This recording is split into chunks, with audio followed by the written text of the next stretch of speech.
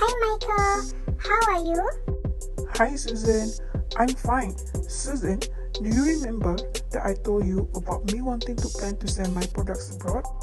Yes, I remember. How is it going now? Good, it's going well, but I have a problem with the payment. I want to know about the methods and instrument of the payment in the export-import business. Also, I want to know further about the letter of credit and many more that could help me with the export-import affairs. Can you help me? Yes, sure. Actually, I have a group of friends who are skilled in this field. I'm sure they can help you. I can take you to see them. Sure, I would appreciate that.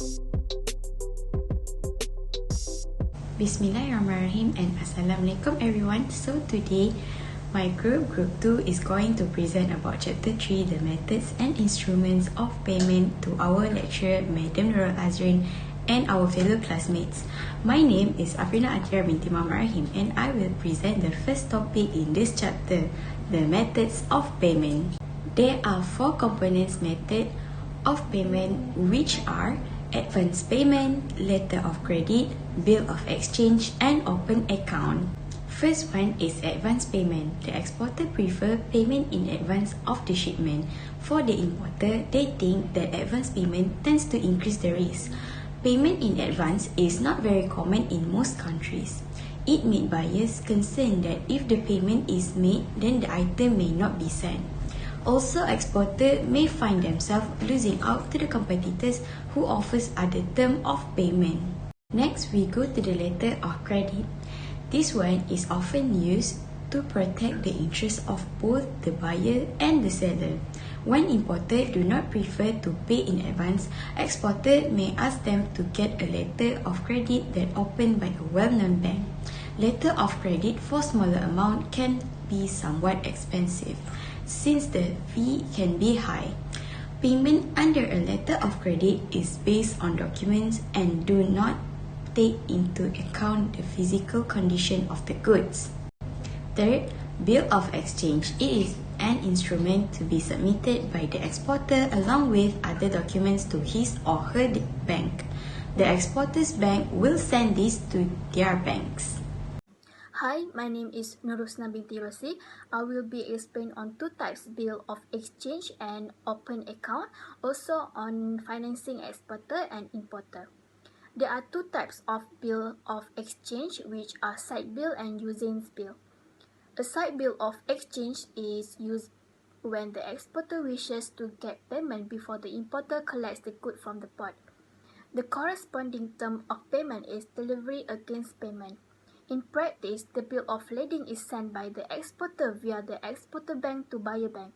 It is accompanied by the side draft, invoice, and other supporting documents specified by the buyer, such as packing list and insurance certificate.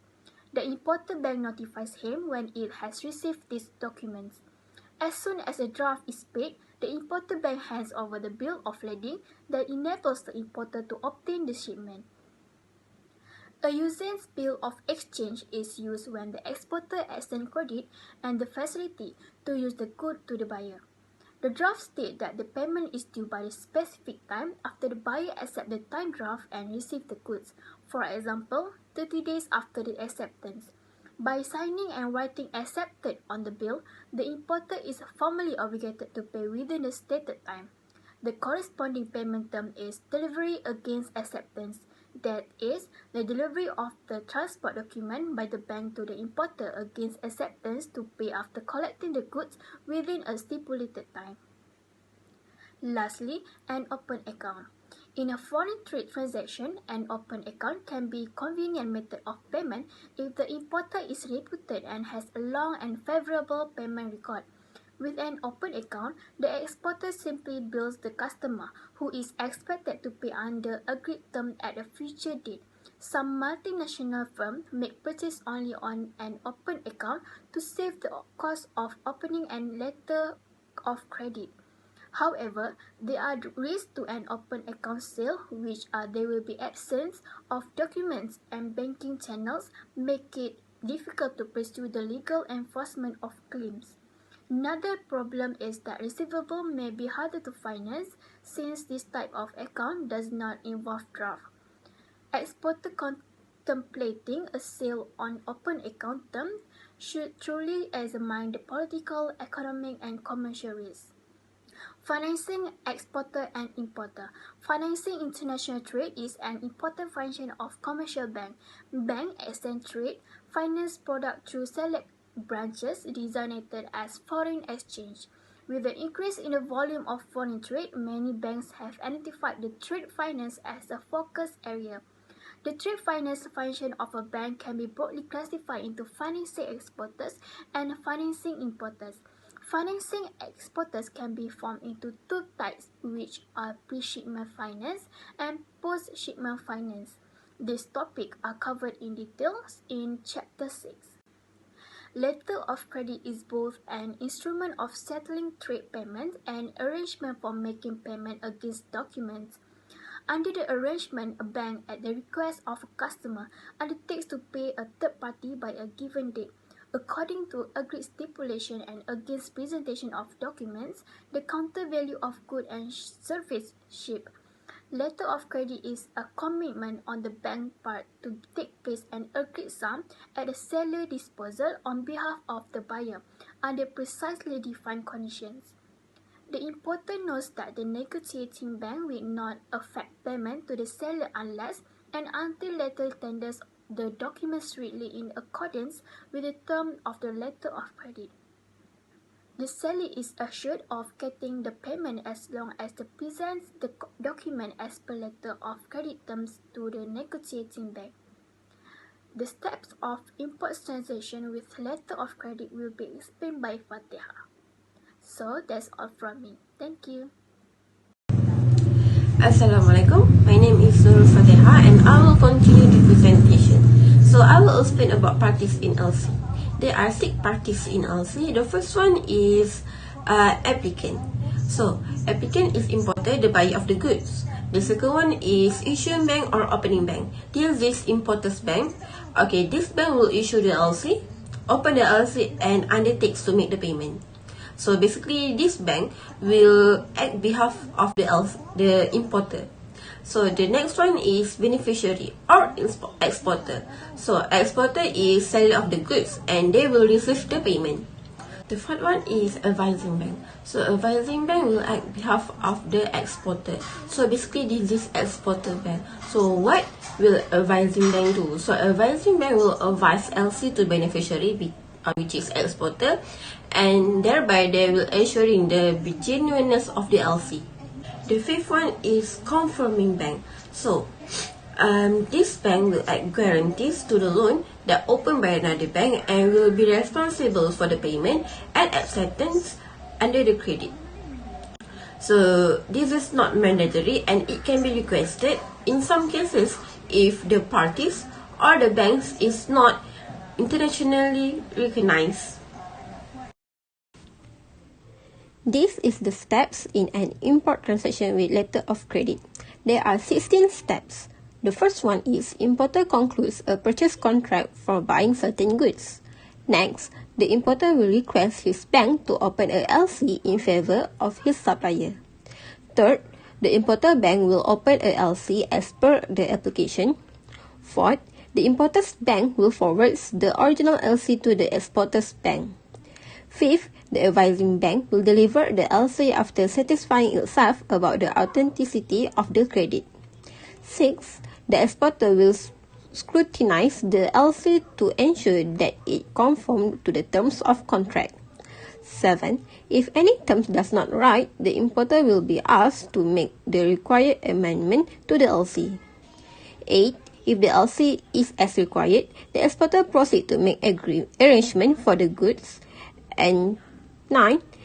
The exporter will effect the shipment of goods. 10. The exporter prepares export document including bill of exchange. And 11. Advising bank verifies all the document with the LC. 12. If the documents are in conformity with the terms of LC and all other conditions are satisfied, the bank negotiates the bill. Next, the exporter receives the payment in his bank account. Next, the LC opening, which is importer's bank, receives the bill and document from the exporter bank.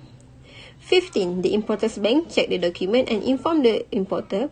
The importer then accept or pay the bill. On payment, the importer get the shipping document covering the goods purchased by him. The last but not least, the LC issuing bank reimburse the negotiating bank the amount if the documents are found in order. Last but not least, reimbursing bank. So this is the bank where it's allowed to pay the reimbursement claim submitted by the paying, negotiating, or accepting bank in settlement of the negotiation, acceptance, or payment. So this is usually bank where the issuing bank has an account and where the payment will be made. So now I will explain types of LC. There are 5 types of LC. The first one is revocable LC, irrevocable LC, revolving LC, transferable LC, and red clause LC. So the first one is revocable LC. A revocable LC can be revoked or altered by at any moment without giving the exporter prior notice. But this revocable LC is rarely established. So the next one is irrevocable LC. So this term is usually used in international trade without approval with the person involved. The irreversible LC cannot be changed or cancelled. According to the UCPDC, if the LC is silent, it is considered irreversible. The third one is revolving LC. This is type of loan that can have a fixed amount or time or value, and it can be used for delivering of goods. So the fourth one is transferable LC. In some cases, the seller may not be the actual producer. So in such cases, the buyer will may request to transfer the credit to the supplier. Last but not least, red clause LC. So this LC provide the payment in advance for the purchase of the war supply or processing of such goods. Is called red clause. And this term is referred to provision of LC that enable the beneficiary to avail of the advance without affecting the shipment. So that's all from me. Thank you. Hi, Assalamualaikum warahmatullahi wabarakatuh. My name is Siti Nurfarah Nabila binti Muhammad Saleh, and now I will explain more about the instrument of payment. In import transaction, the most widely used payment instrument in the world can be categorized into 4 types, which is the first one is a credit transfer, direct debit, payment card, and lastly is a check. Credit transfer is a direct payment of money from one bank account into another. These are instructions from the importer to his bank to debit his bank account and to credit the exporter's bank account. A financial transaction in which one person withdraw the funds from another person's bank account. The direct debit actually are often used for recurring payment, and telegraphic transfer, which is known as a TT, is more frequently used to transfer money for making payment. When we talk more about the payment card, it is actually known as a debit or credit card. These payment cards are issued by a bank card company. The debit card actually indicates that the holder of the company may charge his bank account at the bank, and the credit card draws out on the line of credit up to and out to the limits. Next is a check. When we talk more about check is actually a written order from the importer, which is the drawer, to the exporter, the drawee, normally a bank. It requires the drawee to pay the indicated sum on the demand to the drawer or third party that has been specified by the drawer. Now we will move on into the international commercial terms. When we talk more about international commercial terms, which is known as Incoterm, are related to the rights and obligation of the party to the contract of sale with respect to the delivery of goods sold. Incoterm is actually connected to the step in the delivery of the product from seller to the buyer, such as like carriage of product, export and import, and many more. Incoterm actually was devised and published by the International Chambers of Commerce, which is known as ICC, and was endorsed by the United Nations Commission on International Trade Law, which is known as a UNICITRAL. These are a few lists of Incoterms that have been stated in this slide, which is first is EXW, which is ex-word, FCA, free carrier, FAS, free alongside ship, and lastly is a FOB, which is a free on board.